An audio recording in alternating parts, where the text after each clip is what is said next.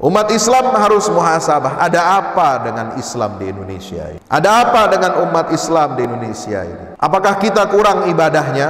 Apakah kita kurang menghayati dan memahami ajaran agama? Apakah kita tidak kenalkan ajaran agama ini kepada anak-anak dan cucu-cucu kita? Ataukah kita ini lalai, kita ini abai, tidak bersungguh-sungguh dalam menegakkan Islam ini, tidak bersungguh-sungguh dalam melaksanakan syariat Islam ini secara kafah di negeri yang kita cintai ini, yang mana itu adalah dilindungi oleh konstitusi kita? Apakah kita abai dengan menerjemahkan Islam ini hanya ada di masjid, hanya sholat, hanya zikir, hanya puasa, tetapi kita abai bahwa ajaran Islam ini harus kita implementasikan dalam seluruh aspek kehidupan kita, termasuk dalam urusan-urusan sosial, dalam pergaulan. Kita hanya tahu khamar itu haram, tapi bagaimana caranya kita menjauhkan diri dan keluarga kita dari khamar? Bagaimana caranya menjauhkan dampak-dampak negatif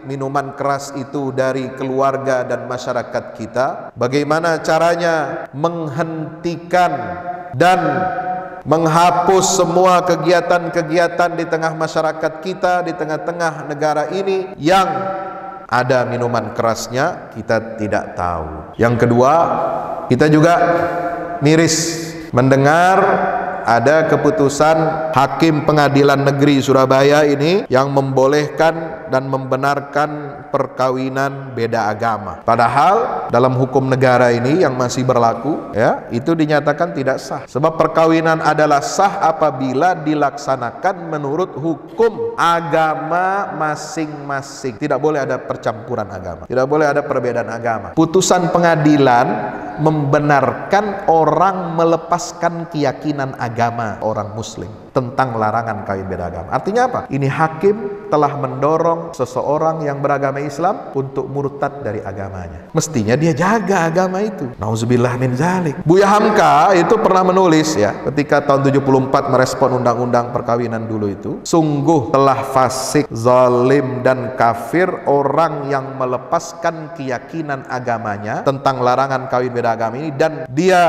memeluk keyakinan hak asasi manusia.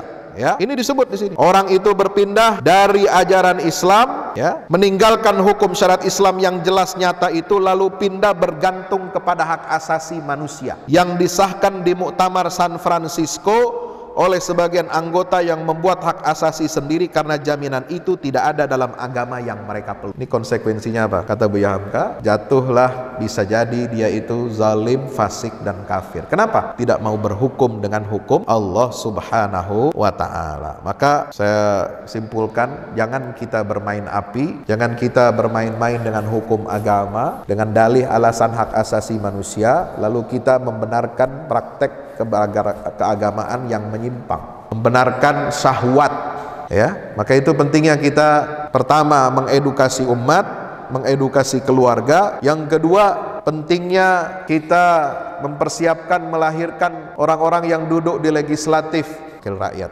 orang-orang yang ada di yudikatif, ahli-ahli hukum, hakim-hakim ini. Jangan sampai hakimnya bejat, jangan sampai pengacaranya bejat, jangan sampai jaksanya bejat, melanggar aturan-aturan Allah Subhanahu wa ta'ala. Ini bukan peradilan yang benar, itu adalah peradilan yang sesat dan keputusannya sesat dan menyesatkan.